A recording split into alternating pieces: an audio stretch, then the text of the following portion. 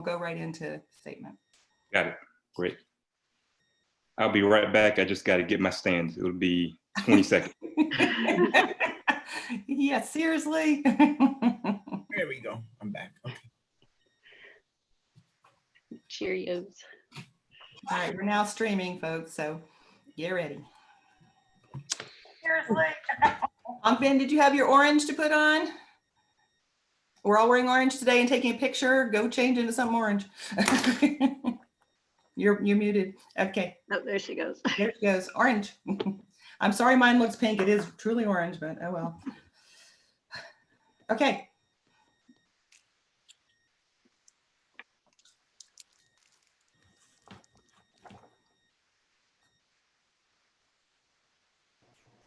All right. Good evening, everyone. Welcome to the June 3rd, 2020 special meeting of the Chapel Hill Town Council. We know this was originally scheduled as a budget work session, but we've had a lot on our agenda that we needed to change to a regular meeting, which means that we will have public comment and normal items. Tonight, we have 2 discussion items on our agenda.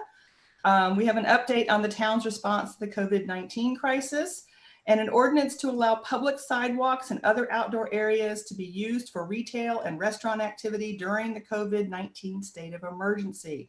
Something our staff's been working on for weeks. We're really pleased to have this on our agenda to help our businesses become more successful as we reopen.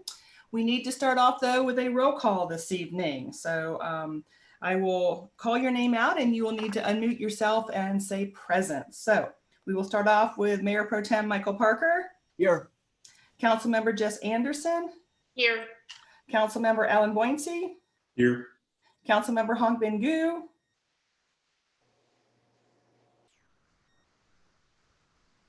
Here. Okay. Councilmember Tai Nguyen. Here. Councilmember Amy Ryan. Here. Councilmember Karen Stegman. Here. Okay, great. Before we get started, we're going to spend a few moments on a statement that our town council, with the help of Mr. Boyncey, put together on the recent, incidents concerning the death of George Floyd, combined with all the racial inequities that have become even more apparent through COVID-19. And it's gut-wrenching. We're deeply sorry for the pain the Black and Brown members of our Chapel Hill, Carrboro, and Orange County communities are experiencing. And please know that we are listening and you have our full support. We also share the growing concern in our entire community about how this is playing out across our nation. In our town, we have a long history of supporting peaceful dialogue when grappling with difficult issues. We urge everyone to be respectful of one another so that we can remain focused on the important issues at hand and move forward together. Tonight, the Chapel Hill Town Council is issuing a joint statement highlighting the need to continue our work to eliminate racial bias and institutional racism. The statement also reiterates the commitment of the Chapel Hill Town Council, the Chapel Hill Police Department, and all members of our town staff to fostering trust, respect, human dignity, and equality for everyone. We're each going to take a part of this statement. I will start off on this and then be followed by other members. In recent months, history has repeated itself as African Americans have yet again suffered untimely deaths. When we think of George Floyd, a Black man in Minneapolis who suffocated beneath the knee of a white police officer as he lay on the ground with his hands cuffed behind his back, we recall too many Black lives unjustly taken at the hands of police officers, including Breonna Taylor, Terrence Crutcher, Michael Brown, Eric Gardner, and Tina Rice. Michael, you're muted. When we think of Ahmaud Arbery out for a jog in his South Georgia neighborhood, chased, corralled, and gunned down by armed white residents and trucks, how can we help but recall the lynching of Emmett Till in Mississippi in 1955, or of Manly McCauley here in Orange County in 1898? And we know there have been thousands of others killed just as unjustly and senselessly over the course of our history. These are not disconnected isolated incidents of senseless violence against Black and Brown Americans. Rather, they are connected by racism and the ongoing devaluation of Black and Brown bodies and lives. In recognition of history repeating itself yet again, and the need to redress the systems of power, positions of authority, and the treatment of people of color, we recognize the need to critically examine the role of racial bias and institutional racism in our community. We stand for justice and for the equitable treatment of Black and Brown people.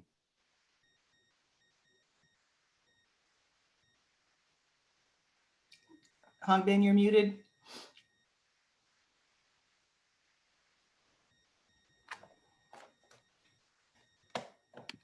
Sorry. This is taking place in the context of a global pandemic that has further exposed our country's inequalities. Nationally, Blacks are dying at rates that are nearly double their proportion of the population. Racial and ethnic disparities in COVID-19 infection and death are the result of pre-pandemic realities and demonstrate a legacy of structural discrimination that has limited access to healthcare, safe housing, and economic opportunity for people of color. The history of inequity repeats itself. It is heartening that our community has already collaborated in getting critical assistance to our most vulnerable. For example, by providing temporary housing assistance and distributing food and face masks. However, these extraordinary times require us to do even more to dismantle the structural racism and poverty which have gripped our society since before the founding of our country. We are in desperate, challenging times that require us to band together as a nation and as a community. The town of Chapel Hill is deeply committed to fostering trust, respect, human dignity, and equality. As representatives of local government, we are committed to ensuring public safety, public health, and a community in which all people are free to thrive and to live their lives without fear.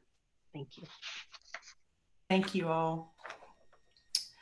Even in Chapel Hill, where we've been working hard to be better, we still have work to do. We urge everyone to help bring about necessary change by participating in local government. But really, you need to get out and vote. You need to vote people into office who share the values of dignity and respect for all people in our country. Our national leaders, our local leaders, our state leaders, we need to have commitment to racial justice and a determination to make meaningful change.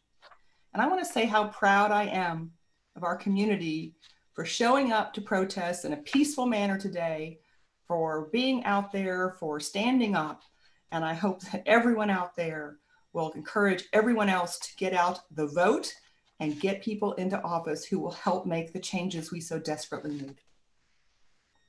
I also want to say thank you to Councilmember Alan Boyncey for his hard work to craft the statement and to bring it forward. And I want to say thank you to our town manager, our police chief, and everyone who worked really hard today, and to the coordinators of the protests. They reached out to us to work together, to show up, to stand up, and to speak up for the injustices that have been out there. Thank you. Okay. Hey, I'm sorry, if I may, just Alan, a few things. So I first off want to thank my council colleagues for joining me and writing the statement and then delivering the statement. I think it's important that not just it's important that it's not just me speaking as a Black man. It's important that all of us are speaking, white folks, Asian Americans, that we're all speaking with one voice and speaking against inequality and violence. So I just want to thank my council colleagues in joining me tonight in making this statement. I also want to thank all the advocates out there who are pushing for change. It's not easy, and I appreciate the folks that came out today. We need this to be sustained. So it can't be a one-off. It can't be a one month off.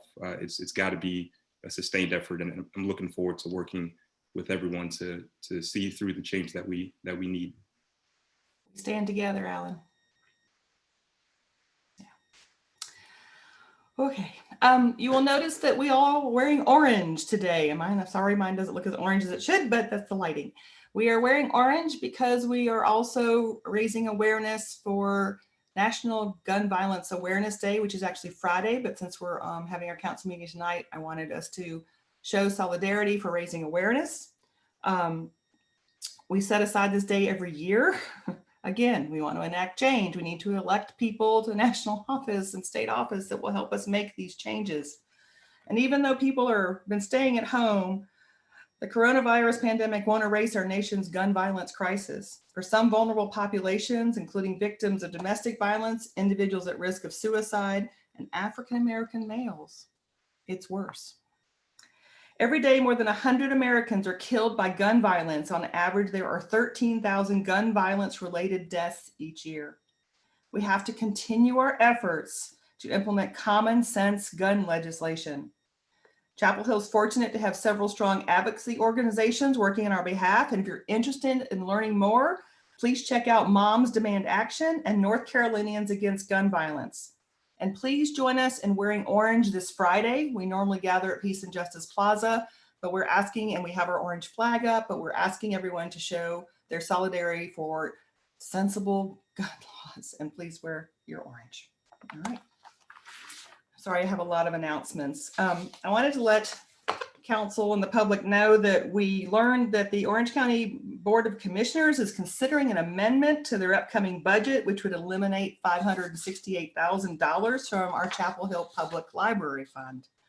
The late hour of this amendment and the information involved as we're pulling together, I'll be sending a letter to the commissioners talking about all the wonderful benefits our library provides the entire Orange County community, especially our most vulnerable residents who come to our library because we have the resources there to help them with the technology, with job search, with learning, with, the list goes on and on. So I know there was a letter sent from the Friends of the Chapel Hill Public Library, the Public Library Foundation, and the library's administrative boards outlining all the services. I wanted to let you know I'll be sending this letter tomorrow before their meeting on Thursday evening. This would be too big a hole for us to fill at this at probably any hour in order to keep our library up and functional for the people who need it most. So just wanted to update you on that. We have several town advisory board meetings coming up. Again, I'm going to tell you to please check the calendar and the schedule. We are having our council committee on economic sustainability. We'll meet this Friday from 8 to 10 a.m. This will be we will not be meeting in July and August for economic sustainability, so it will be important for all of you to be there. And the agenda and meeting materials are listed on the town's calendar page. And finally, we are having a closed session this evening. I'll ask Mr. Parker to read us into that when we're ready to approach that. So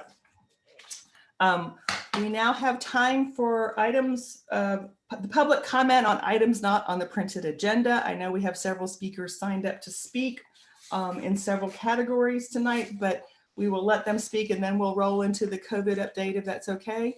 Mr. Manager, does that work for you? To do public comment first and then roll into the COVID? Okay, thank you. Yes. All right, Mr. Parker, can you help us bring in our folks that have signed up to speak?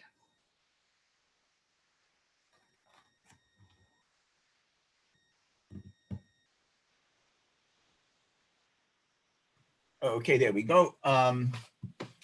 First up tonight is Carl Schuler, would you like to do it?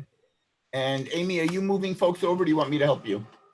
I am moving folks over and I see Carl now. See Carl twice, actually. Carl, are you with us? Hi there, Carl Schuler. Indeed, I am. Thank you. Welcome.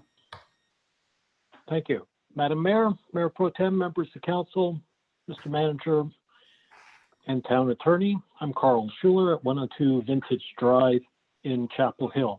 Tonight, I speak briefly to the upcoming fiscal budget for the 2021 year.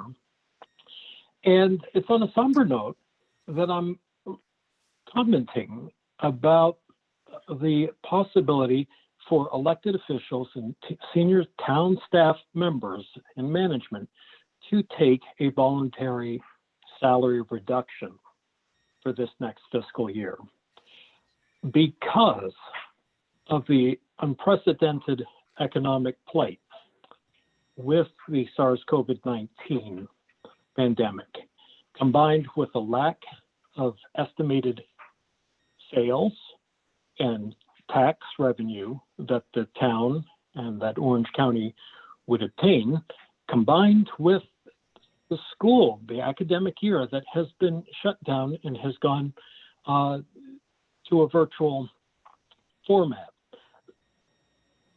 That combined with an estimated 9.5% unemployment rate in the area, I think it would be a symbolic gesture for council members and the town to consider a voluntary staff or salary reduction in the form of 10%.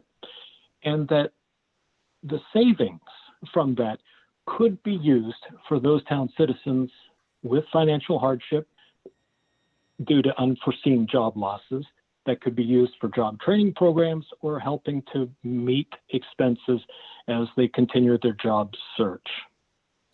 And that is my comments for this evening. Thank you. Thank you. Thank you, Carl. Maya Donald, followed by Hassan Sora. And reminder, 3 minutes per person, please.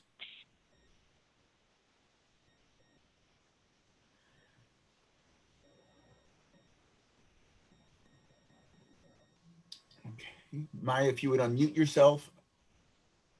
Hi, everybody. Can you hear me? Yes. You can. 3 minutes, please. Okay. My name is Maya Donald. I'm a college student who's called Chapel Hill home for the past 14 years. I'm also speaking today about the proposed budget for the 2020-2021 fiscal year, and in particular, the proportion of the budget that is allocated to policing. The mayor's proposed budget allocates 24% of funding to the police. This is 10% more than the amount of funding the police received in the 2019-2020 budget. At the same time, the mayor's planned budget allocates only 1% of funds to housing assistance, 6% to the public library, which is a significant problem given the potential funding cut from the Orange County Board of Commissioners, and 11% to parks and recreation. I'm speaking today to ask the town council to defund the police department. Speaking quite frankly, police don't keep us safe. According to the National Center for Women in Policing, 40% of police officers are domestic abusers, and the other 60% just cover it up. I mean, these are the people we are allowing into our communities, the people authorized to use lethal force, and the people who are allowed to justify it by saying they felt even the slightest bit threatened. It's not just that police are ineffective at keeping the peace, it's that they're actively harmful to Black lives. You only have to look at the news to recognize this. The violence that police use on Black people and on Black communities has its roots in slave patrols, in Jim Crow, in mass incarceration. Is that really the legacy that we want to be perpetuating? I don't think so. Police don't prevent crime, they cause it through the ongoing and violent disruption of our communities and of Black communities in particular. The idea that police are necessary to reduce crime forgets that crime isn't random. Most of the time it happens when someone can't meet their basic needs. So I'd like to take this time to envision what it might look like if we took the funding that we give to the police force and redistributed it to education, to social work, to housing assistance, to food stamps, to the things that make communities stronger. Here I'm drawing on some of the work of Miriam Kaba and Amber Houston. Say, for example, that you're experiencing a mental health crisis, and instead of calling the police, you can call a number and a trained first responder will come to help you. That's public safety. Say there are people sleeping outside on park benches. Instead of calling the police, a city employee will come and check in to see if they need a place to sleep, if they need food, water, or healthcare. That's public safety. Say there's an increase in gun violence in a neighborhood. Instead of the police, a trauma-informed crisis intervention team works with community leaders to disarm and de-escalate conflict. The people who are doing harm are connected to services that address the underlying problem. That's public safety. Reforms aren't enough, and they're not proven to reduce the problem. We don't need to rely on police to solve problems that we know how to solve ourselves. We don't need to rely on a quasi-military force armed to the teeth and trained to think that they are in charge. Thank you, Maya. We keep us safe. Please reduce the funding of the Chapel Hill Police Department and redirect those funds to where they're needed most. Thank you. Thank you. Thank you. Hassan Sora, followed by Victoria Song.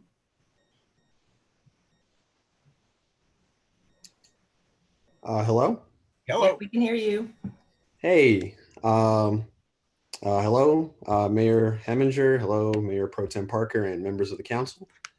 My name's Hassan Sora. I am an African-American member of the community here. And I'm also calling to address the proposed 10% increase for the police department in your guys' next budget for next year. So 24% of the budget is roughly $15 million, if I'm looking at the numbers correctly. And for a city like Chapel Hill and a police department that serves a city like Chapel Hill, I think that is a gross misuse of funds. And I'm not here to talk about how the police department in Chapel Hill is representative of the nationwide police problem. I don't think that it is.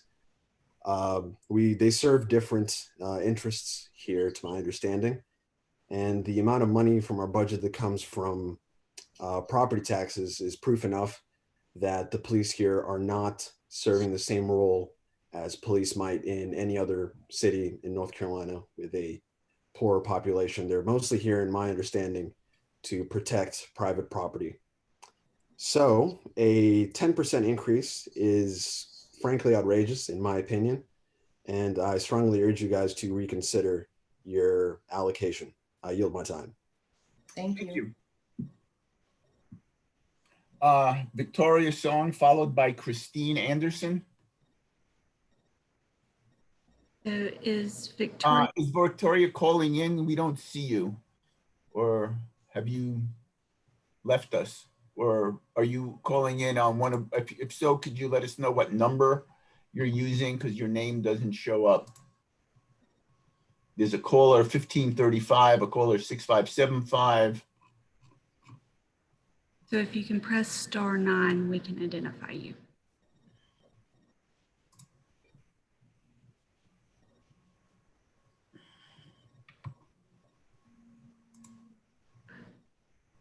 Can we move to the next one till we're see if she can come back? Christine Anderson, please.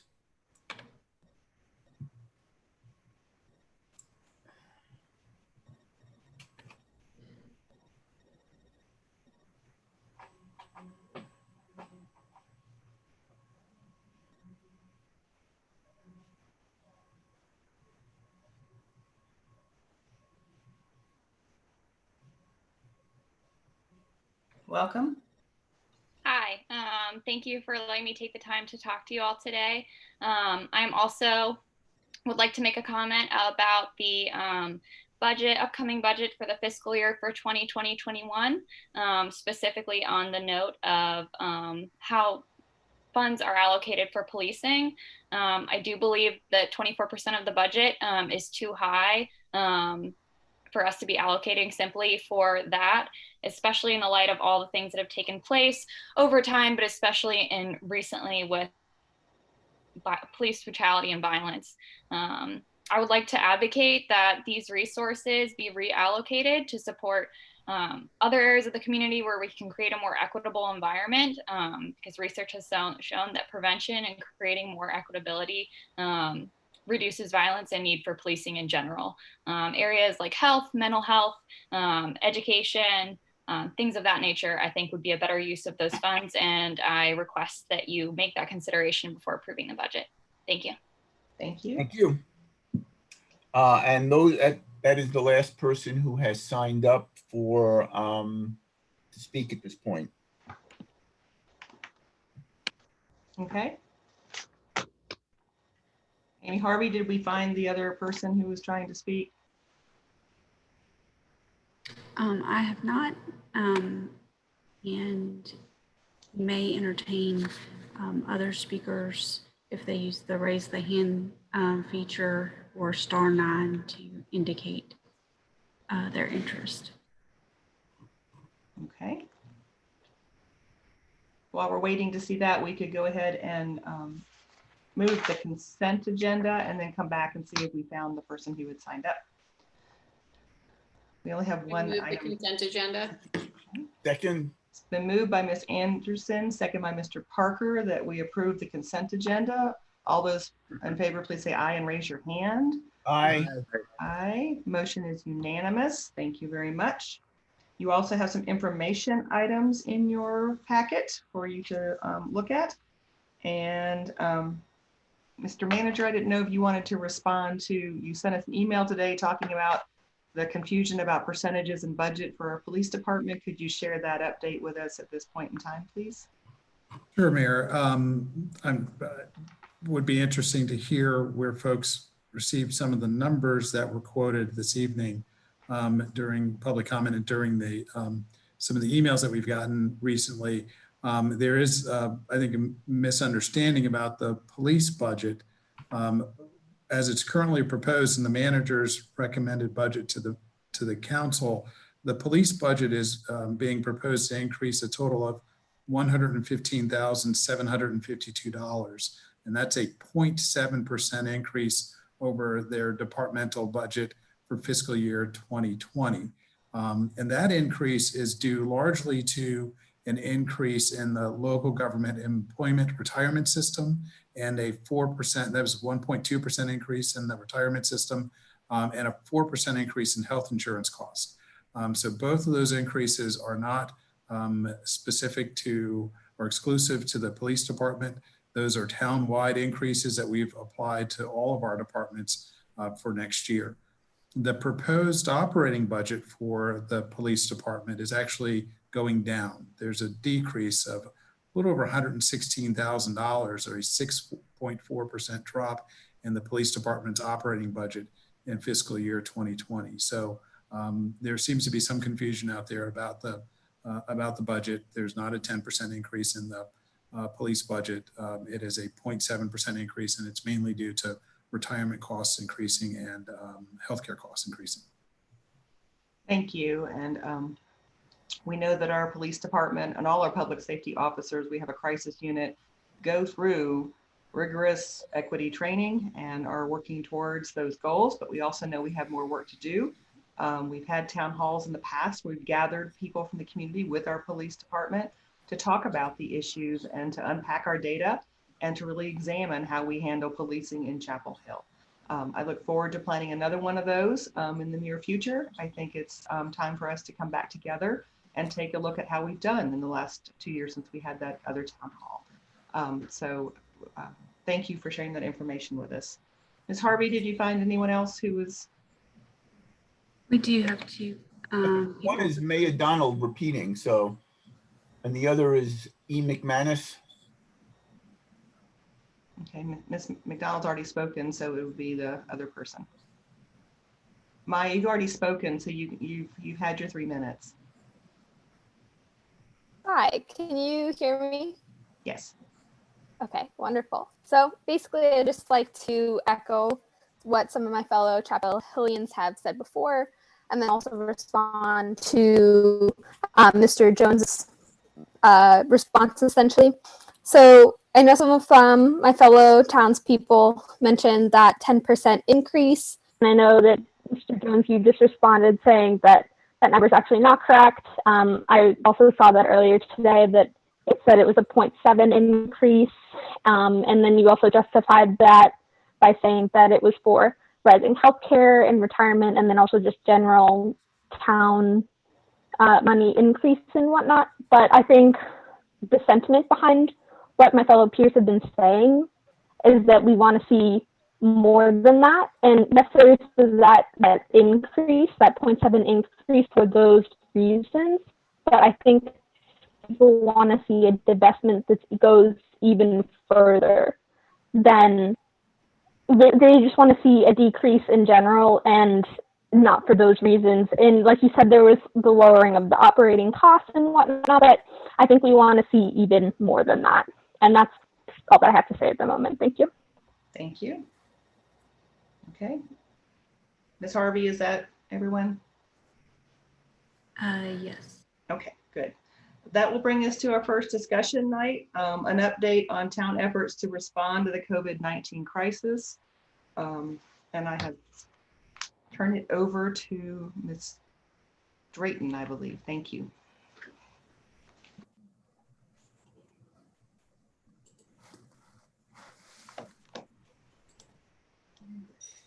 All right, good evening, Mayor and Council. Can everyone hear me all right? Wonderful.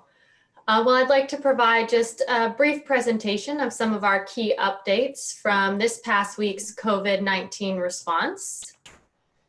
On May 30th, Governor Cooper issued Executive Order 142.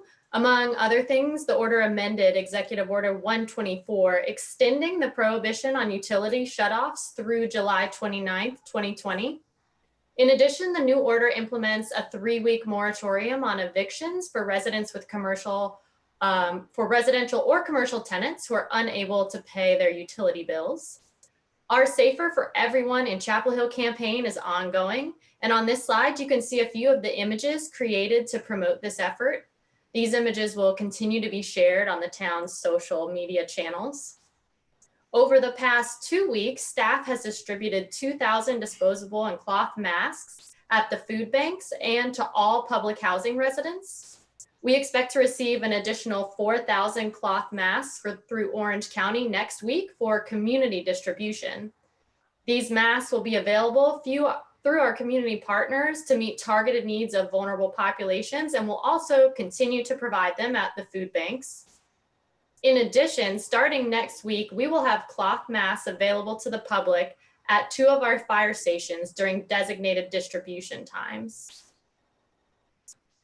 Our initial contracts with our hotel and vendors supporting IFC residents are set to expire next week, and staff's looking at a number of options to continue to support these residents.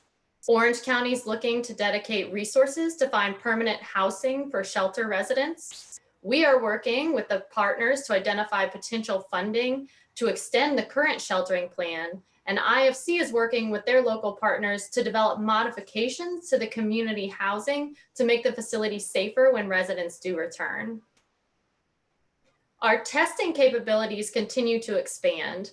North Carolina Department of Health and Human Services maintains a researchable database online of testing locations statewide. Local sites include UNC Hospitals, Carborough Community Health Center, Chapel Hill Community Health Center, and 3 urgent care sites. Although requirements may vary at each testing location, such as requirements for a referral from a healthcare provider or an appointment or pre-screening for symptoms, the website includes these requirements and also the locations that offer free testing to people that do not have insurance. And I did want to mention that both of the community centers are offering free testing. Overall, North Carolina has more than 400 verified sites that are collecting samples and 32 labs that are testing those samples. And one final update, I did just receive today's feeding numbers. Our food bank served 488 families and over 2,100 individuals. So with that, we would be happy to take any questions that you all may have. Kelly, great work. And I know there's a lot of people working on a lot of these components. We appreciate the hard work and also the updates to keep us informed. We also learned today about the death of an 8-year-old in Durham County from COVID-19. Really striking, that showing that's the first child death in North Carolina.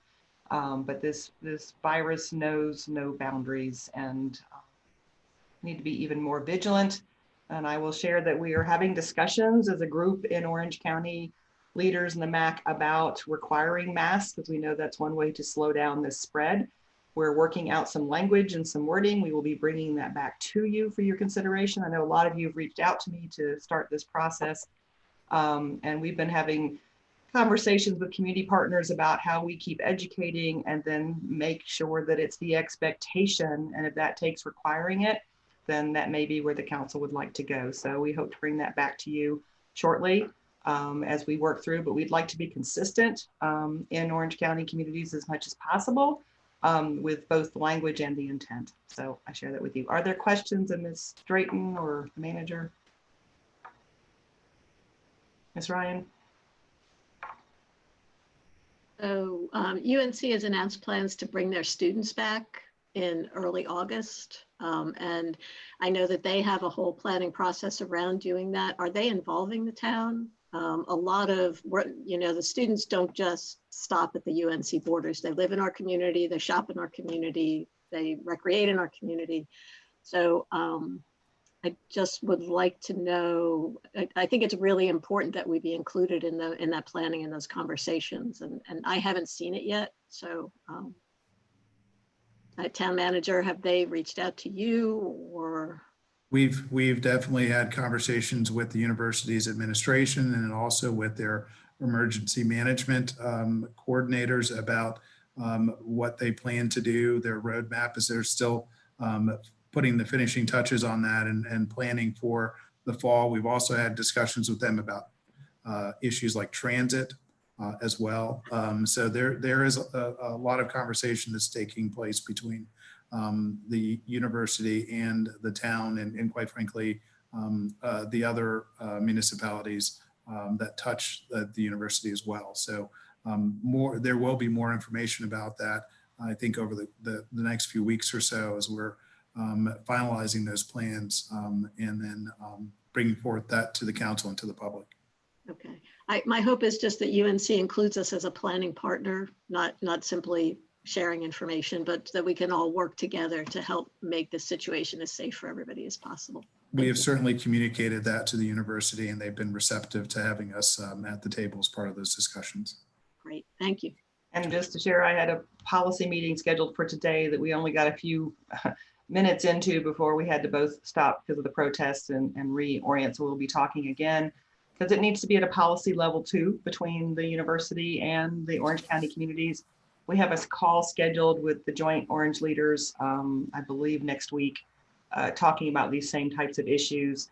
I did float out how they would feel about requiring masks, and they thought that would be an expectation that would be well received, actually. So there's been some changes in those thinking, and so we're having those conversations jointly, but they are still crafting their roadmap, and we definitely want to be part of all that planning, but also the policy part of it as well. Ms. Gu? Well, if we look at the data of the past week, it seems like the number of cases have increased. I mean, the weekly case increase has been around the 10%. Like every week, we have like 10% increase from the previous of new cases. But starting from last week, we're seeing the increase of 15 to 16% increase. Is that a trend that the Orange County Health Department is identifying, or is it something that we should be aware of or let our community know? Is there anything that are in place that to respond to that? Based on the conversations we had with the health department earlier this week, they've also recognized the increase that we've seen in the number of cases. And part of that could be that there's more testing that's taking place. We've asked whether or not they've identified either outbreaks or clusters. At this point, they have not seen new clusters that have popped up or specific outbreaks in specific areas. However, they have noticed an increase in household spread. So once a virus gets into a house, they've noticed that other folks who reside there are also being infected in a way that we hadn't seen before. So they're taking some steps, especially they've seen increases in the Latinx community. And so they are taking some steps, and our folks are working closely with them in the Joint Information Center to get the word out to our Latinx families throughout Orange County to talk to them about what we're seeing and to take some steps to try to help reduce the spread there. But that's the latest that we've heard from the Orange County Health Department, and we're having some discussions about getting out some information about how we can curb that increase.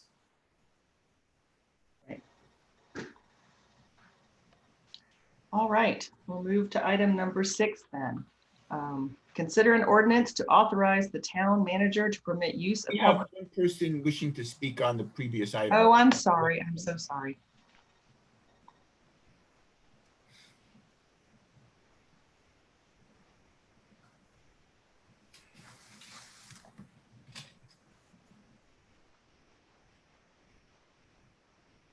Mr. Levinson, are you with us? Joshua?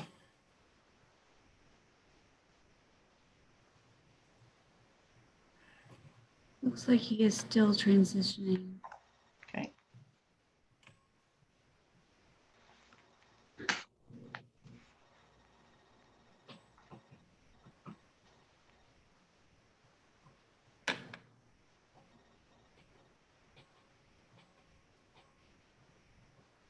Joshua? Mr. Levinson?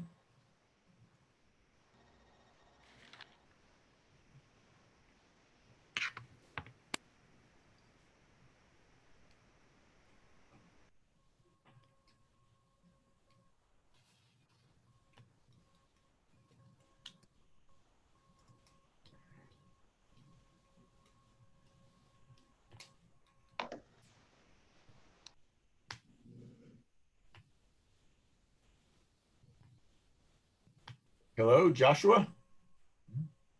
If you were also connected by phone, can you press *9?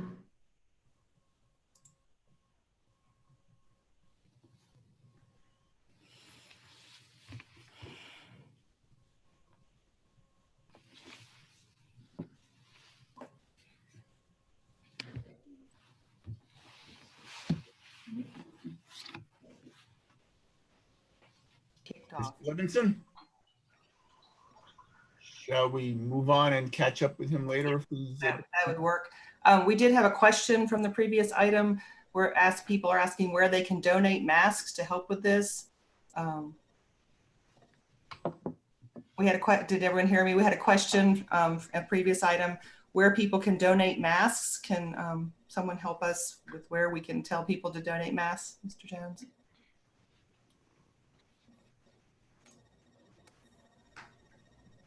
Mayor, so there are a couple of different ways that folks can donate masks, and some of this is still evolving. As Kelly mentioned, we're doing a mask drive, and we will be providing masks to folks at our fire stations. We've also done that through our food bank and to our public housing residents. We're also, I think there are also discussions with Orange County on other mask drives throughout the county. So if folks are interested, they could contact the town directly, and then we can provide them with information on how they could get masks to us to be distributed. And then there are other organizations as well. I know Councilmember Gu has been working with folks in the community as well, especially the Chinese American community. They just had a successful mask drive on Sunday, and I'm not sure if Councilmember Gu would like to talk a little bit about the organization she's been working with. Yeah, well, last Sunday we had a free mask giveaway drive-through at our chapel downtown. And I think with the help of our Chamber of Commerce and Downtown Partnership and many other minority business organizations, we are trying to reach out to both the downtown communities and the downtown small business owners and the restaurants and the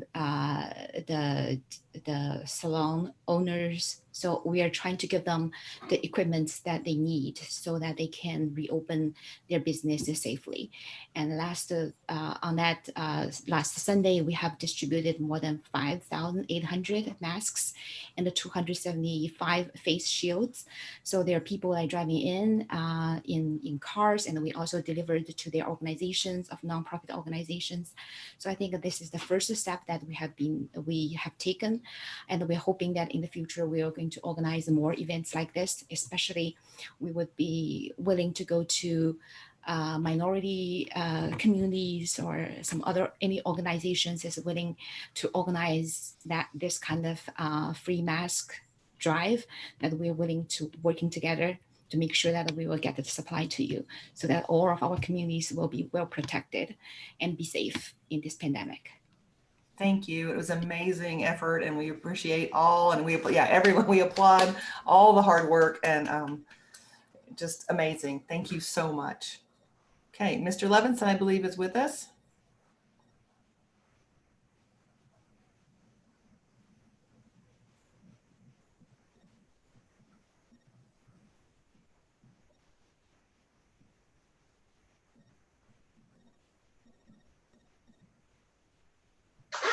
Hello? Hello, we can hear you. Okay. So how long do I have? 3 minutes. Joshua. 3 minutes, cool. Yes. So a few comments. Mainly a question for the town attorney, I guess, is what is like the absolute maximum restrictive steps that we could take?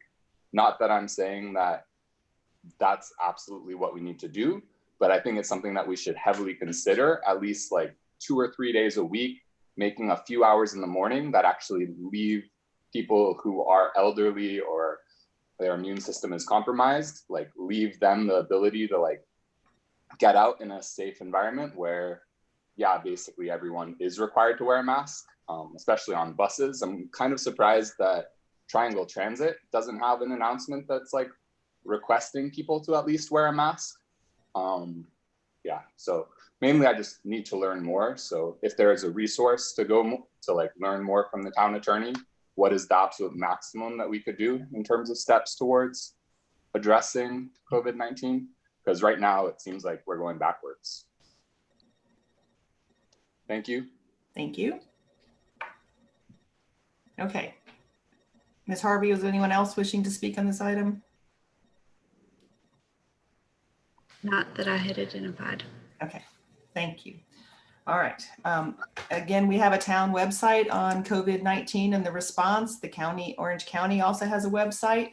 Orange County Health Department has a new dashboard that's up, and they've asked that we share that you can post if you see someone not complying, a business not complying with the mandatory employees wearing the masks or face shields. You can send a note directly to their link, and they will send a health inspector to have an educational talk with that different business or entity or whatever. So there is a link now available for doing that.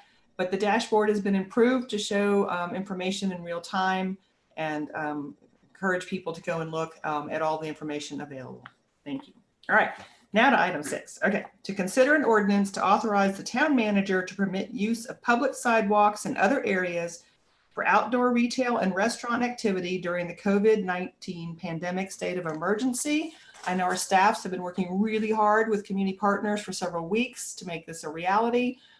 We're excited. Ms. Selmer is joining us. She's been leading up some of these efforts, and we can't wait to hear what you have to share with us, because we'd like to get started right away. So take it away. Thank you. Let me just set up my screen share.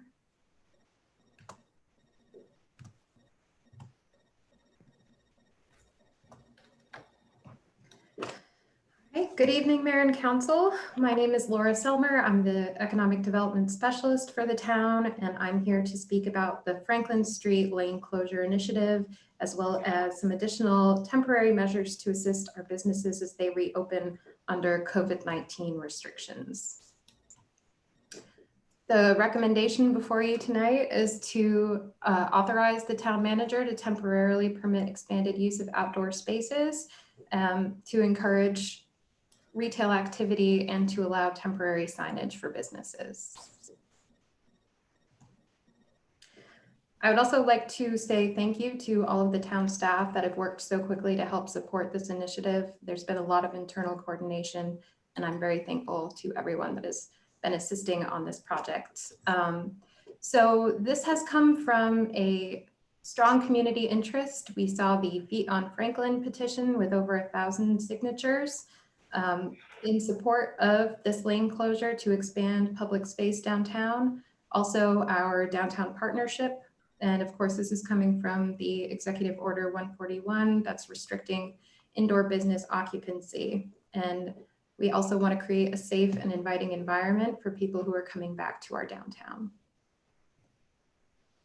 There have been many national examples of communities thinking creatively about expanding outdoor spaces, people using on-street parking spaces. The center photo you can see is a lane closure akin to what we're trying to work on, but also businesses like Starbucks setting up outdoor tents to expand dining space for their patrons.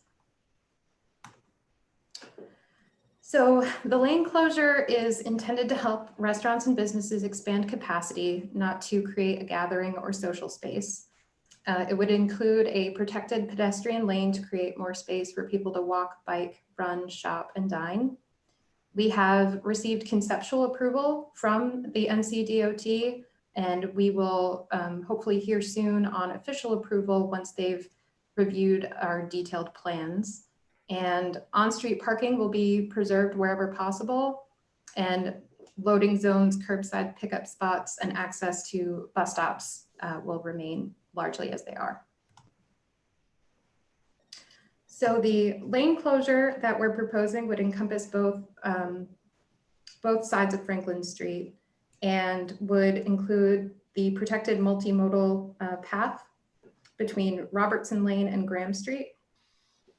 As I mentioned before, on-street loading zones, bus stops will largely remain the same. They're just going to be shifted away from the curb, and new spaces for curbside pickup will be added in the parking lane and will be noted with sandwich boards and potentially some color on the pavement. We're still exploring those options, but to make them visibly clear to people where they can stop for short durations. And this graphic shows what a typical section would look like. There may be some modifications for different parts of the street, but here you can see that we would have the existing sidewalk and then the multi-use path, which would be shifted into the current on-street parking lane. It would be protected by barriers and ADA ramps where needed. And then on-street parking preserved where possible and single travel lanes in each direction. We are also going to include variable message boards to alert traffic of the changes. So in addition to the Franklin Street initiative, we are also including a couple of other temporary measures to assist businesses.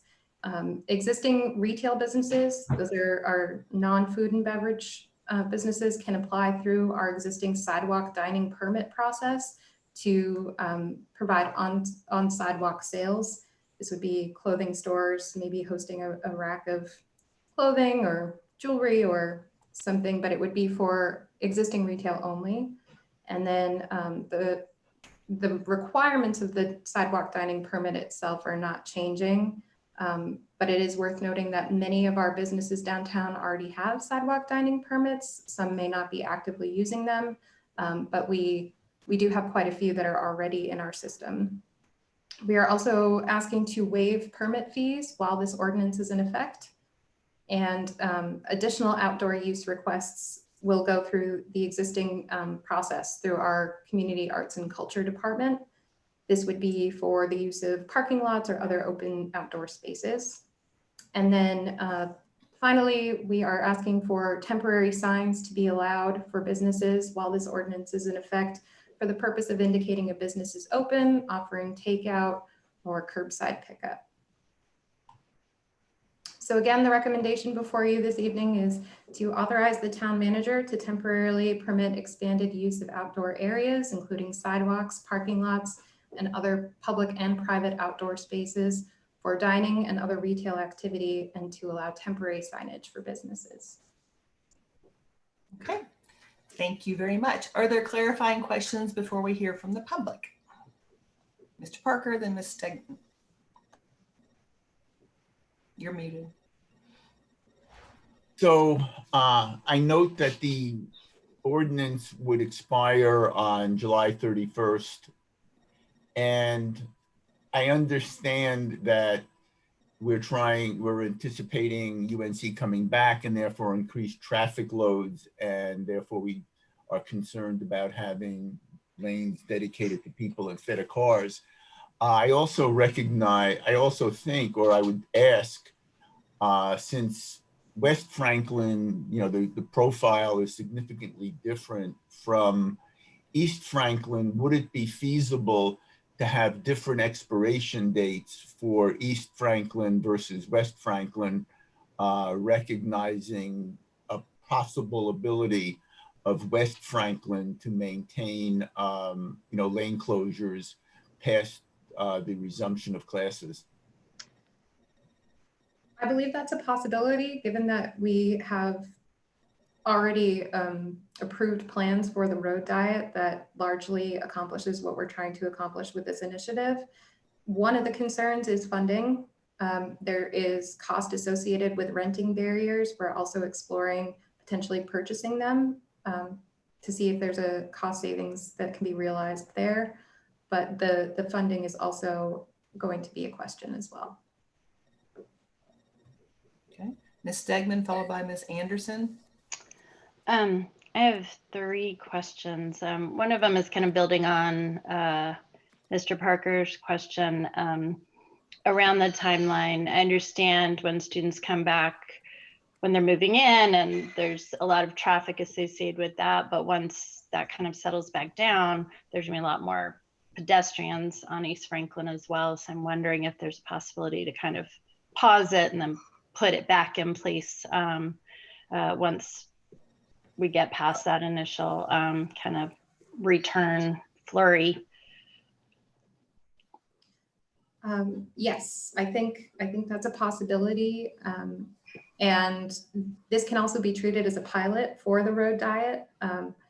Since that project has been delayed until next year, we have some time to work out some of the details and potential issues that we might encounter. So I think that's certainly a possibility. As I mentioned before, there's the question of funding.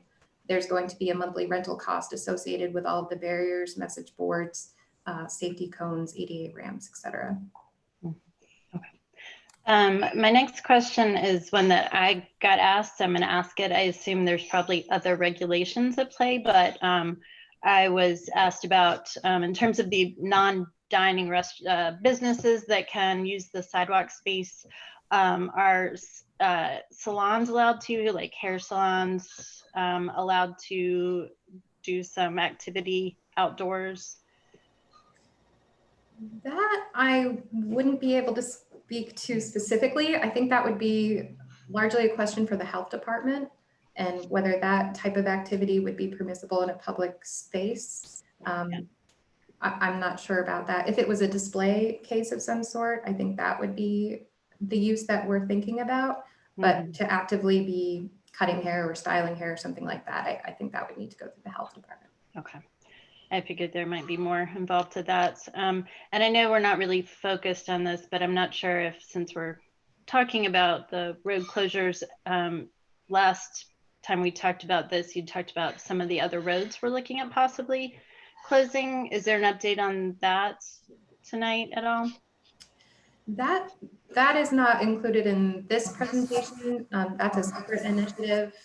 Are you talking about the restriping project? No, about maybe it's a question for the manager, but I know as part of this staff, we're also looking at some of the other possible areas of town where we could temporarily close some lanes, like I think East Franklin, MLK. So I was just wondering if there's any update on that, or if that's being kind of treated as a separate activity. It is being treated as a separate activity. Bergen Watterson, our transportation manager, has been looking into those opportunities. She's also working on a communications plan to solicit input from the community as well. So we are moving forward with identifying the best places to try to reduce lanes and make it more pedestrian friendly and to give people more space. But we need a little more time on those. Okay, thanks. Ms. Anderson, followed by Mr. Bointy. Yeah, thank you. So my question has to do with kind of what would be involved potentially with getting this permit. The times that I have been downtown, it seems like people are doing a pretty good job of having delineations on the floor of where people stand and wait so that they're not crowding other people, so they're 6 feet apart, stuff like that. I'm just wondering, especially if this would go past when students are back, since that's quite a bit of traffic, I'm wondering if there would be anything included, or we could include anything as part of, being able to have and keep a permit, that there would be certain safety guidelines that you would have to kind of plan for and enforce even outside, knowing that outside is better than inside, but we still don't want people crowded around each other downtown. Right, absolutely.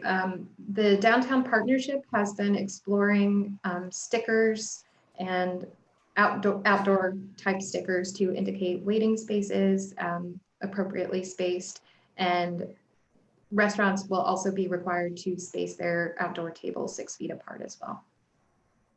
That's great. Okay, and what about, well, maybe we can get to this when the mask conversation happens, but this seems like a place where we could have as part of the permit that there's a mask requirement, correct?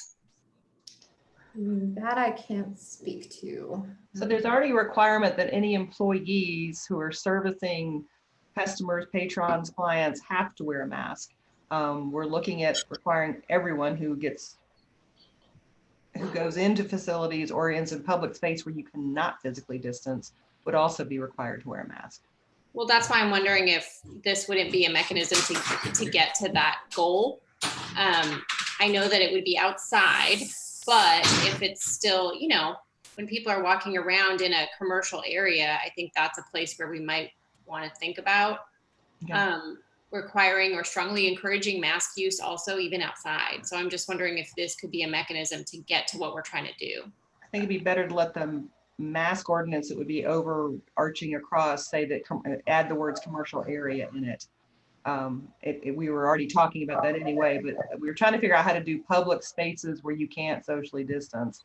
But we have the word commercial area already slated, and indoors, we have those both slated on there. Indoors is like obvious, yeah. I just think the commercial areas is a little trickier, right? Because like if you're at in the parking lot outside the movie theater and there's, it's like, I don't know. But anyway, I don't need to solve that problem tonight. I'm just wondering if this would be, I think this would be a great place to certainly be mandating mask use if we're going to be mandating mask use. Thank you. Mr. Boyancy? Yeah, my questions and points were right along with Ms. Anderson's. Ms. Elmer, you answered my question about whether there are going to be rules kind of regulating tables and how far apart tables ought to be. So I appreciate your answer there. And also I was, and I apologize, Mayor, I'm mixing a comment in here, but I'll go ahead and on with it anyway. But in terms of a mask requirement, I'm thinking that would be entirely appropriate in this situation because, especially with businesses downtown, I could see businesses being put in a kind of awkward position where, say there are people, kind of clustered around or they're not social distancing, and the business may want to have people wear masks, but it's kind of awkward to go up to customers and say, hey, do you have something you can cover your mouth with, because you're so close to one another. Would hate for businesses to be put in that kind of position, whereas if there was a requirement already on hands, that might make their lives a bit easier in terms of coming up to customers and asking them to wear a face covering. So good. That's all. Okay, good. Ms. Ryan, and then Ms. Gu. So at the very end of the ordinance, it talks about outdoor uses must maintain a minimum of 6 feet of public pedestrian walkway space. when you guys formulated that, I'm thinking about somebody walking, like if two people are walking on this pedestrian area, there's no way we're going to get 6 feet of social distancing there. Was there a reason you framed it this way, or could we maybe reframe it to talk about making it possible to maintain 6 feet of social distance? I think that's something we could explore with the town attorney. Some of that language came from our town attorney. And I think some of this is also DOT requirements. I think Bergen could speak more specifically on the requirements of DOT. Thank you. Well, I think I want to echo. Do you want to let Bergen answer, please? Okay. Thank you. I'll call on you when we're ready. Larson. Hi, Mayor and Council. I just wanted to mention, I think that the DOT requirement is actually 5 feet, and we wanted to maintain that on the sidewalk just so maybe people who are in wheelchairs or otherwise other abled wouldn't have to go up and down the ramps all the time to get in and out of the in-street walkway. And then we just moved that up to 6 feet because that seems to be the distance du jour to enable the social distancing. Yeah, and again, I think if just thinking about the geometry, a 6 foot walkway, I just think if we have the language on here that says to maintain the 6 feet of social distance, like and a minimum width of 6 feet or whatever it is, then for instance, you're not going to have restaurants putting their tables right up against or putting their patrons right up against the walkway. I think it would just give us an enforcement tool if somebody's not being safe. Mr. Carpenos, did you want to weigh in? I see that your mute's off. I'm trying to find that language in the ordinance right now to see where's that language, Amy? It's right in the it's the last line before decision points. In the ordinance. I'm not talking about the memo. I'm looking in the ordinance. Okay, in the ordinance. Let's see. Okay, so section 3C, the first line. All right.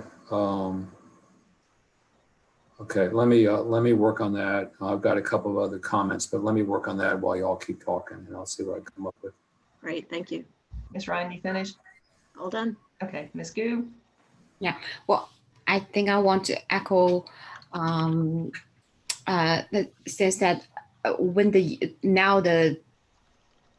date for its ending date, I think that is trying to prepare that they are increasing traffic when the students coming back. But we all know that when the students coming back, of course, there is an increase in car traffic, but there are more pedestrian traffic as well. So when there are more traffic, pedestrian traffic, there are more customers to our restaurants. I just feel like there are increasing need actually for this social distancing in our downtown business. So I feel strongly to support other council colleagues that if it's possible for us to do that, we need to find the resources to make this happen. I think that's very important. And the second, for the mask wearing, there are other cities that are requiring their patrons to wear the masks. Only they can take off the mask when they're actually eating. If that is something that we can implement, because based on my experience of walking around downtown last weekend, it's still pretty close. Table to table. And if we add the pedestrian traffic to it, I feel like it is pretty challenging to maintain the constant 6 feet social distance. So if we can make it more explicit, say what kind of expectations that we are to make sure people are safe, I think that we should add that. Mr. Carpenos, did you have something?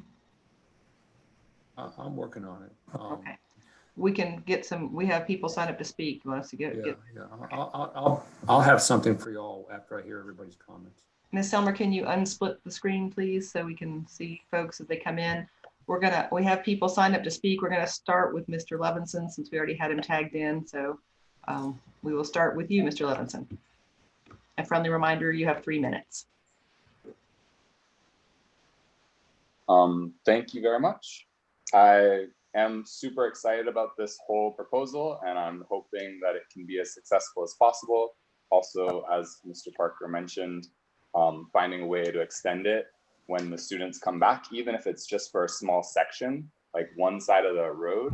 I imagine the north side, especially during peak traffic hours in the evening, when it's also like peak time for restaurants, if there was a way to have like the big concrete barriers spaced with like orange cones in between, so that it could be flexible, whether that space is used for parking and to allow for more traffic, or if that space is used just to be fully pedestrian. So it's something that could be slightly adaptable, especially on weekends.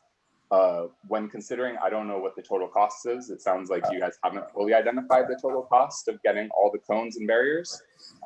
But I think potentially looking at renting like at half or even 3/4 of the cones and barriers for maybe an initial trial of 2 weeks, just to see where it is most effective and where it's going to be best utilizing that space, and what could potentially go on to be something that is almost permanent and could strongly enhance. That kind of experiment could be a really wonderful way to enhance that whole space. So thank you so much for going into this kind of work, and thanks for everything that all of you are doing. Bye. Thank you. Okay, next is Mary Parry.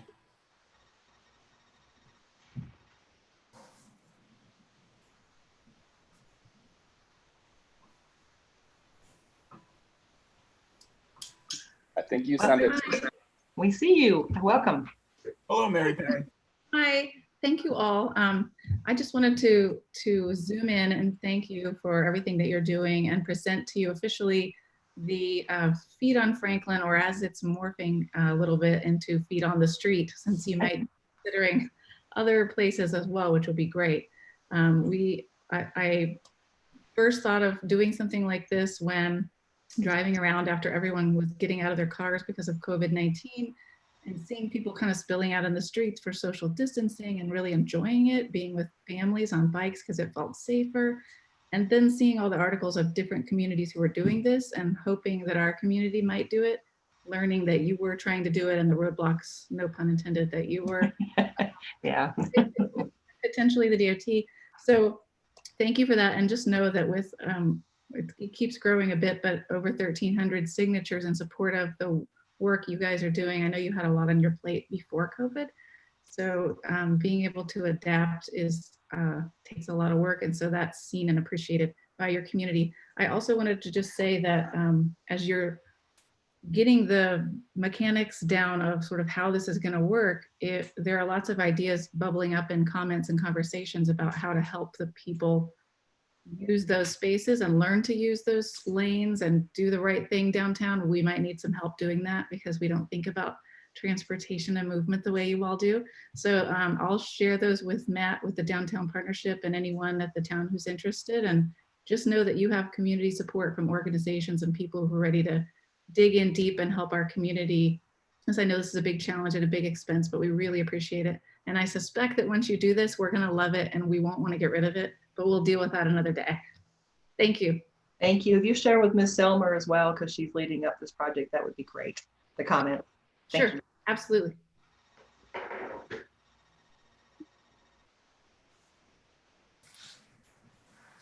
I don't have anybody else signed up and I don't see any raised hands. Amy? So I can show you what I've suggested based on what I've heard whenever you're ready. Why don't you go ahead and we'll see if anyone else raises their hand in the meantime. Let me try to do this. So I do share screen, right? Come over here. Is my ordinance up? Did you see an ordinance with some editing on it now? No, we're not seeing a shared screen yet. It's actually got to be on your screen. And Ms. Harvey has to give you administrative privileges to do that. All right, well, I've got it. It's my screen now, Amy. Can you have me share it for everybody? So if you you've done the share screen and now you're picking the document that you want to share. Right.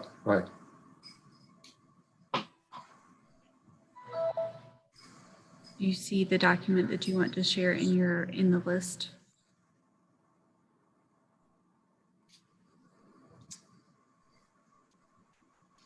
Oh, goodness. Sorry.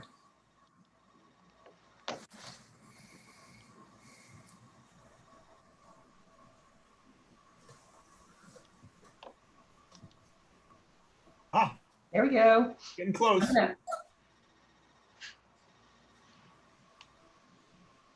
You see it now? We can see your screen, but we can't see the document. You'll have to bring the document up.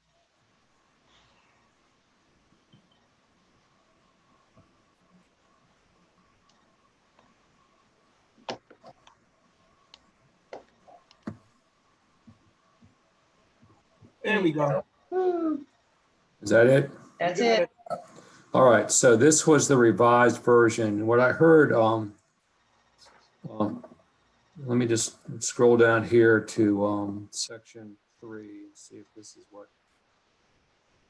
you all had in mind here. So Amy Ryan's comments, I heard that outdoor uses can only be in areas where the business can provide a plan for town approval showing that a minimum of 6 feet of distancing between pedestrians and customers can be provided. That's what I suggested there. And then moving on, if I can scroll down here. While he's scrolling, Amy, Ryan, did that meet your interests?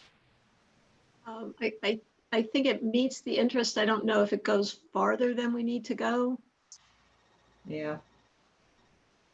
And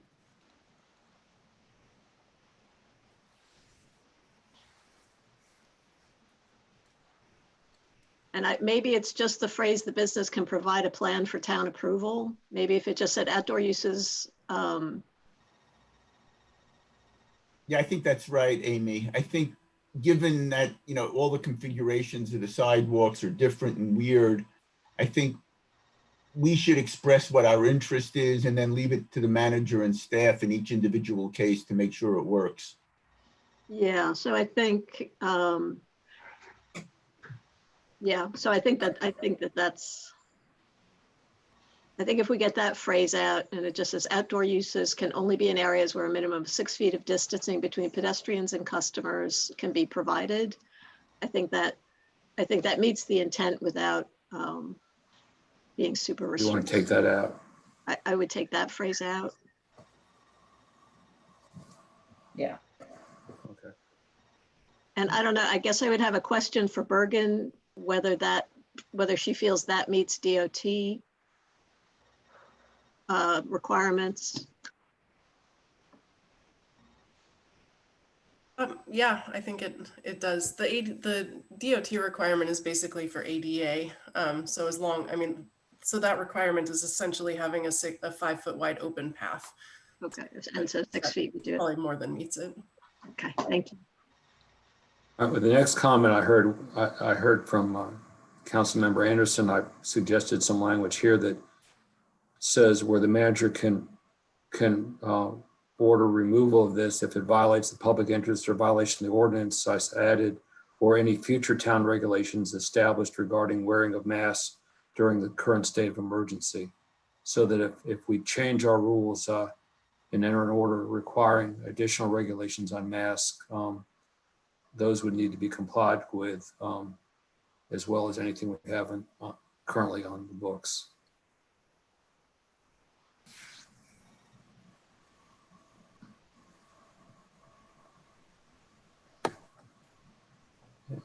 Anybody have any comments about that?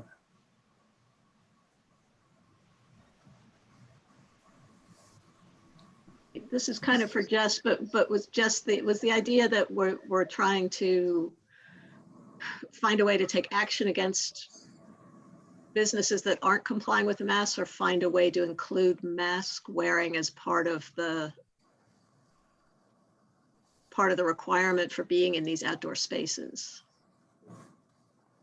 I think it was the latter.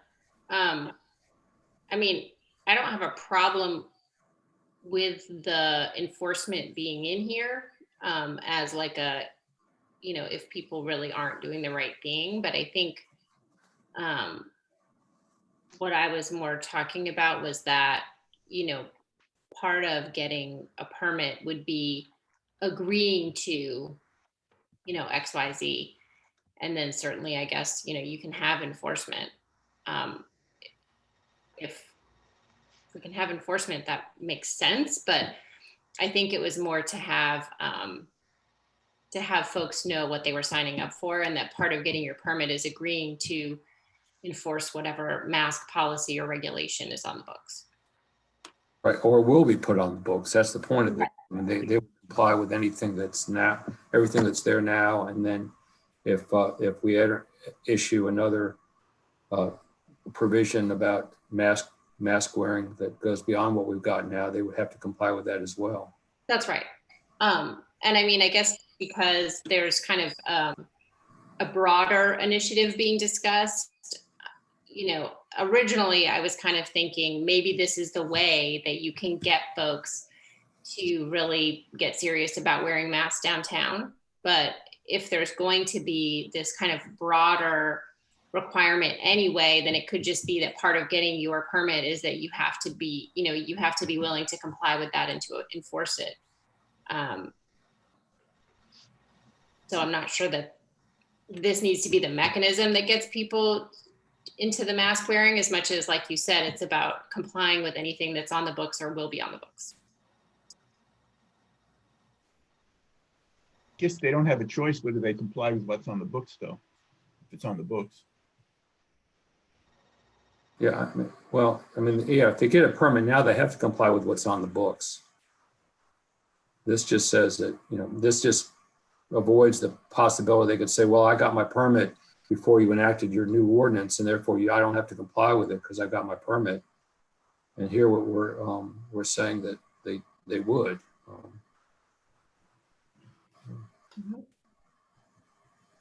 So are we good with this piece? Because it would make businesses have to comply if and when we pass a mandatory face covering.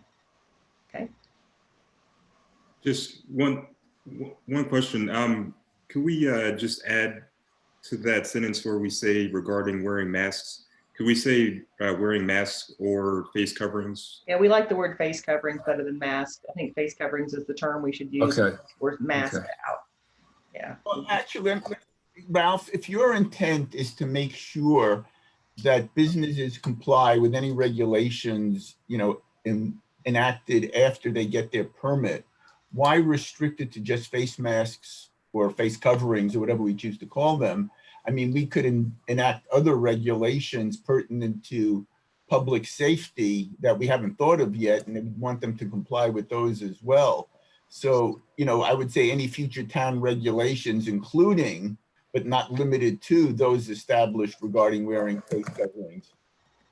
I mean, you know, the CDC could come out with a recommendation that it's got to be 8 feet, or, you know, I have no idea, but I think we don't want to restrict future compliance just to face coverings.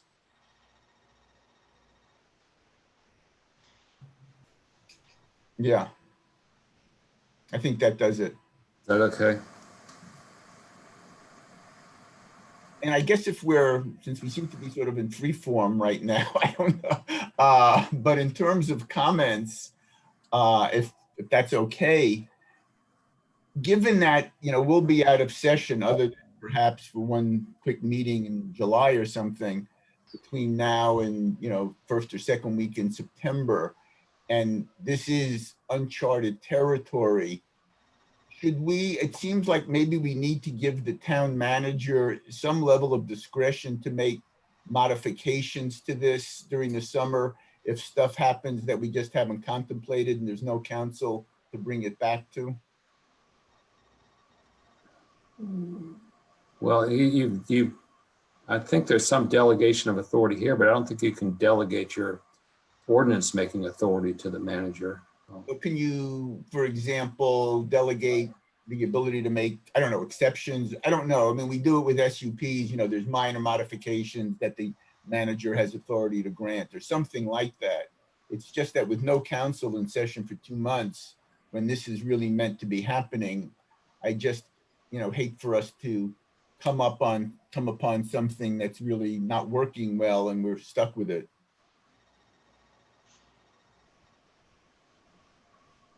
Mr. Jones, how do you feel about that? I mean, I think if Mr. Carpenos is comfortable from a legal standpoint that the council could give me a little bit of authority there, I think it would make sense, especially because as Councilmember Mayor Pro Tem Parker mentioned, council won't be in session in July and August. And so if we do have to make some minor modifications, if we feel comfortable doing it from a legal standpoint, we could certainly make sure council's aware of any of those decisions if we make those when you're not in session. So what is it you want to do? You want to allow the manager to do what? Make any adjustments to this plan or things we haven't thought of, any adjustments that maybe need to be made during the duration of the state of emergency, for things we might not have thought of that have come up.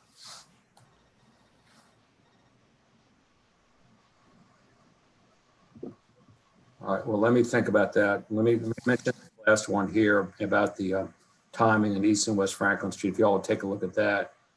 And I'll, It reflects what I said.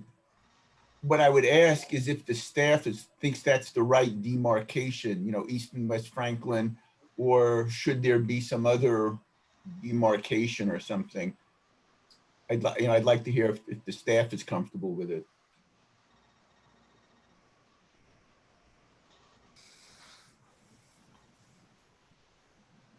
well, East Franklin the ordinance has East Franklin starting at 205, not at Roberson Lane, because Roberson Lane is actually the church, and I didn't think you were going to authorize sidewalk dining in front of the church, so I started it at that first business next to the church. I mean, it goes, East Franklin would be from that location just east of Henderson Street to the corner of Columbia is what. Ralph, is there any complication or concern that we currently only have a state of emergency through the end of June? I know that Orange County and Carver are considering going all the way to the end of July. We could, I'm considering it too, so that we can continue having our MAC meetings and being able to react. But the fact that the state of emergency actually is expiring at the end of June, we'll need to move that along, or do I need to do one to the end of August if you're doing this? I mean, I'm just trying to figure it out. Well, I thought that was the justification we were using for this was the state of emergency, which limited indoor dining capacity, and we were trying to make up for that by allowing people to have capacity outdoors. No, agreed. I'm just talking about the dates. Right, well, that's how we got to this point. So if the state of emergency were to go away, I think you would need to extend the state of emergency in order to, when does the state of emergency expire right now? On limiting the indoor capacity.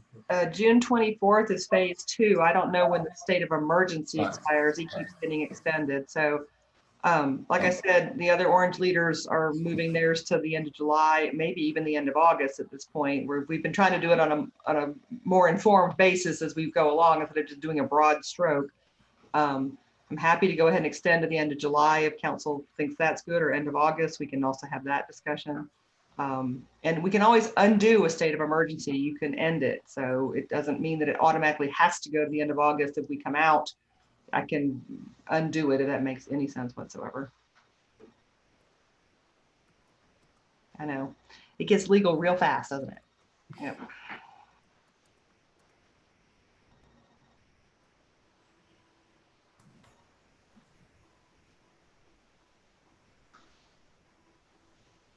Make sure we say the town manager, because I'm not sure which manager it would be. It could be the restaurant manager.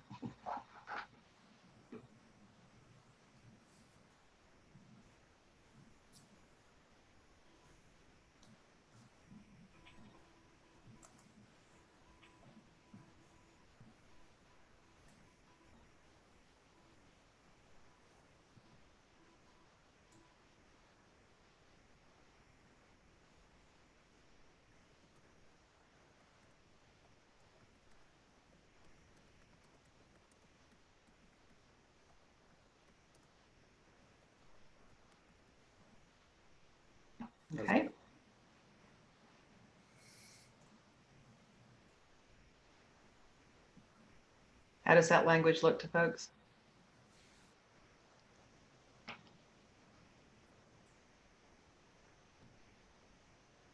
Not getting any shakings of If head. Ralph's good with it, I'm good with it.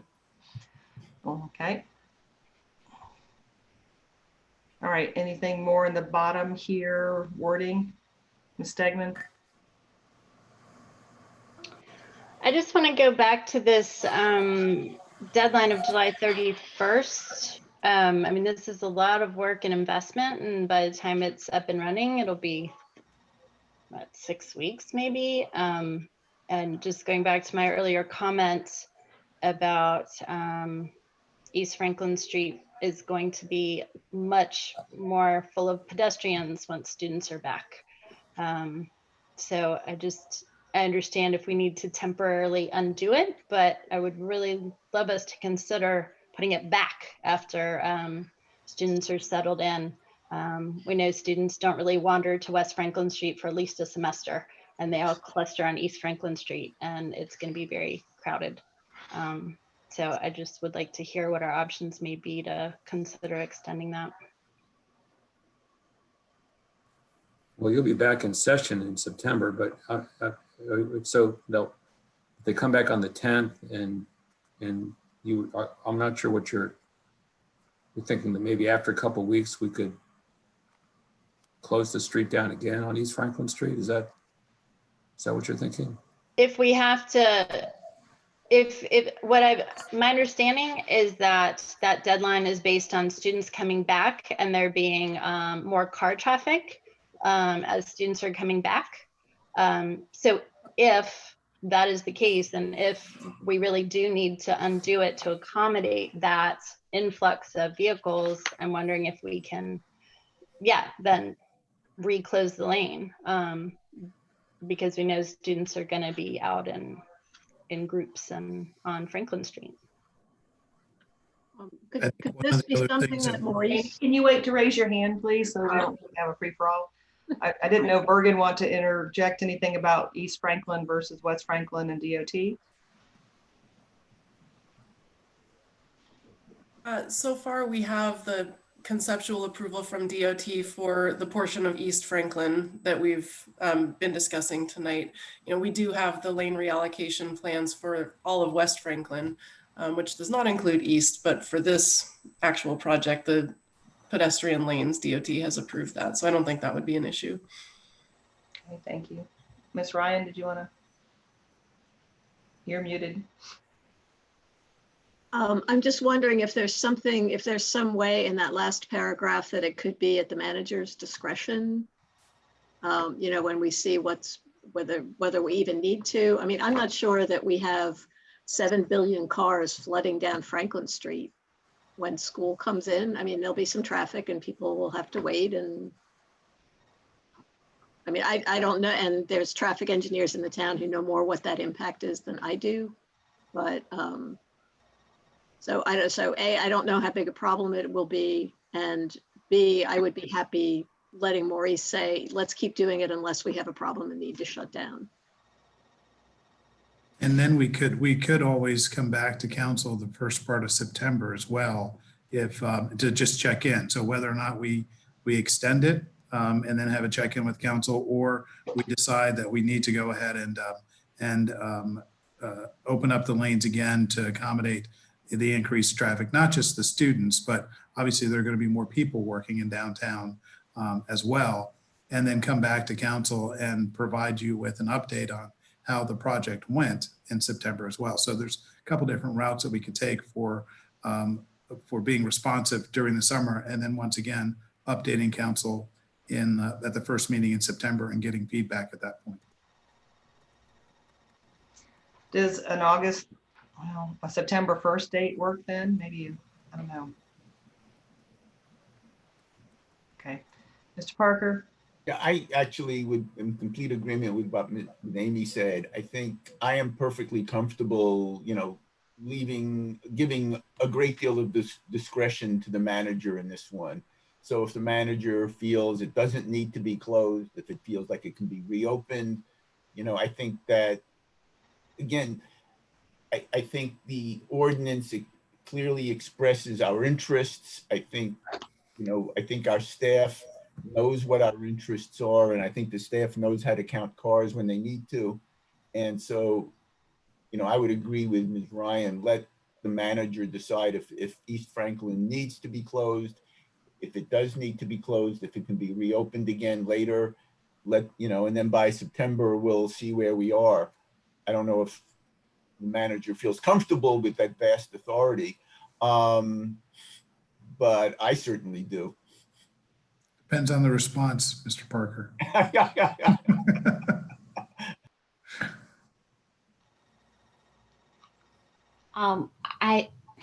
Y'all wait to be called on Ms. Stegman and Ms. Gu. Based on what Bergen said, and I completely trust our manager, but if we have the flexibility, I'd rather have the default be further out to September when it's closer to when we can check in on it, but having the manager have some flexibility there. Okay, Ms. Gu? I just try to make the same comments that Karen just said. I think we should make the default that we are going to closing the lanes for the more business spaces. Because I mean, from my conversation with other universities and our university as well, the move-in date probably is going to be very different from the previous move-in, the college move-in. They're going to have faces. They're going to have like different people coming different time in order to maintain the social distance.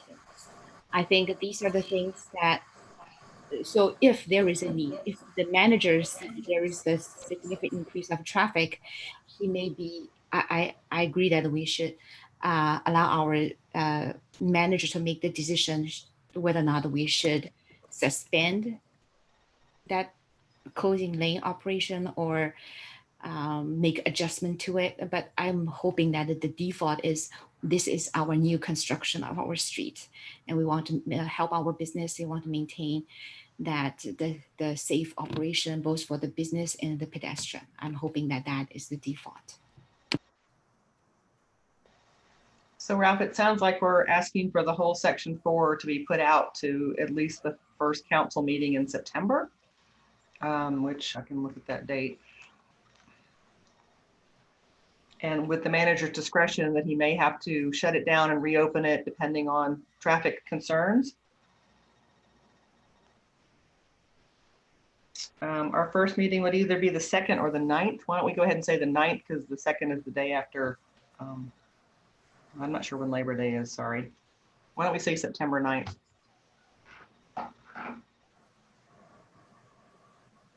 Mr. Jones, are you comfortable with that? That if we extend it out to that time frame, if you decide it's unsafe to have it, or that there's a need to shut it down and reopen it, that you would have more information in a timely manner than we would have? Yes, we feel comfortable with that. And we'd obviously inform the council and the public about any change and why we would be changing. Okay, does council feel good with September 9th? Can you put your thumbs up if you're liking that? Okay, looks like we're liking that.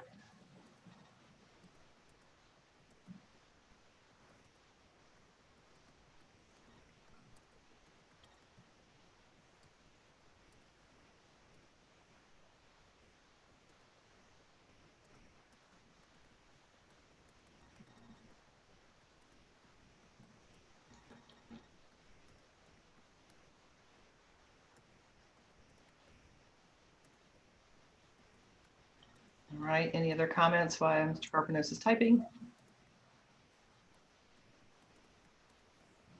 Again, we'll reiterate, we're pleased with the hard work and quick work that our town staff has done along with our community partners to get this and the public support, the petition and everything else.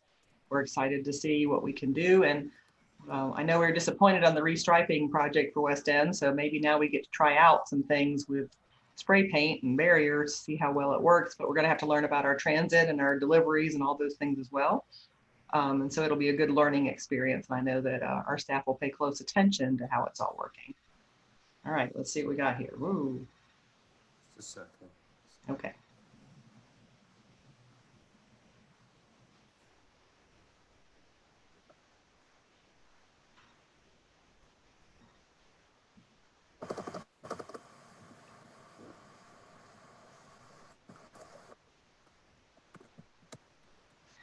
Can I see a thumbs up or thumbs down as a council? I'm going to try this first. Are you okay with me extending the state of emergency to August 31st at this point in time? Okay. Michael, no, yes, or? September 9th, it should coincide with what we're doing with this ordinance. I don't know that I can do that because I don't know yet about what we're doing with meetings, if we're coming back on the 2nd or the 9th. So I was just going to put it to the end of August. It can always be extended again. Whatever. Okay, thank you.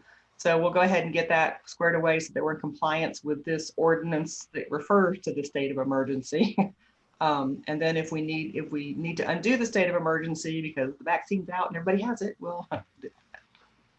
All right. Does that work? Can we give Ralph, I'm sorry, Pam. May I? In that section 4, it says the manager may, upon a determination, blah, blah, blah, with respect to East Franklin Street due to traffic changes associated with the reopening of the university. Can we just say, you know, if something happens and he needs to shut it down and then reopen it, then like he can do it, right? It doesn't have to necessarily be with the reopening of the university. If there's a whatever, understanding that he knows what we want to have happen, we want it to be open. But if there's a geyser in the middle of Franklin Street, then you know he can do it or whatever. Michael loves the idea of a geyser in the middle of Franklin Street. No, we really don't like that idea, but okay. No, I would rather not. I mean, the locusts are next, so I won't speak anything else in existence. But just the idea that like, if something needs to be closed down for a little bit, then it's fine. Okay. Council good with that the manager has discretion depending on what's going on? I see a thumbs up. Okay, checking all your thumbs. There we go. Thank you. Mr. Manager, you're good with that? Yes, ma'am. You're gonna move your desk to the street so you can watch it all? Okay. Well, let me make one other comment, Mayor, and that is that under the statute that was just enacted for remote meetings, you should have a roll call vote on this ordinance. Okay, we will do a roll call vote for this ordinance. Are we finished with all the typing? Does anyone else see?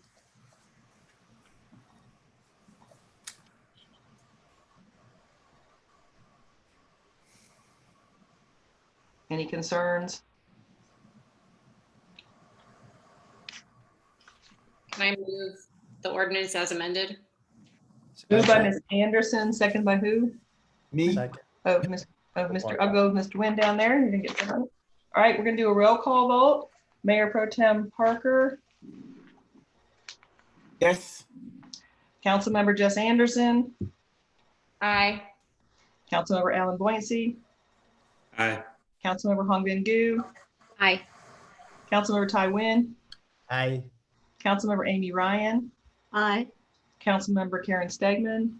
Aye. Mayor Pam Heminger, aye. Motion is unanimous. And thank you, Mr. Carpenos, for really working it through here. And I think the additions are helpful with this ordinance. Okay. That is the end of our regular business meeting. We'll be meeting again on Friday for economic sustainability at 8 a.m. and also next week, Wednesday, June 10th. I need a motion for us to go into closed session, Mr. Parker. Unless, wait, Mr. Jones, do you have anything else we need to do? No, ma'am. Okay, Mr. Parker. I move that the council go into closed session as authorized by NCGS section 143-318.11A4 to discuss an economic development matter. At the conclusion of the closed session, the council will adopt a single motion to end the closed session and adjourn the meeting without taking further action. Second. Been moved by Mr. Parker, second by Ms. Anderson. Do I need to roll call this one too, Ralph? Or No. okay. No. All those in favor, please raise your hand and say aye. Aye. Aye. Motion is unanimous. We are now moving to closed session. I believe we stay here. We'll just wait for folks. So we have to go, there's another Zoom. There's another Zoom account. So you will have to leave. Unfortunately, I have to be the last one to leave this meeting. So I will join you when I can as soon as you all get off.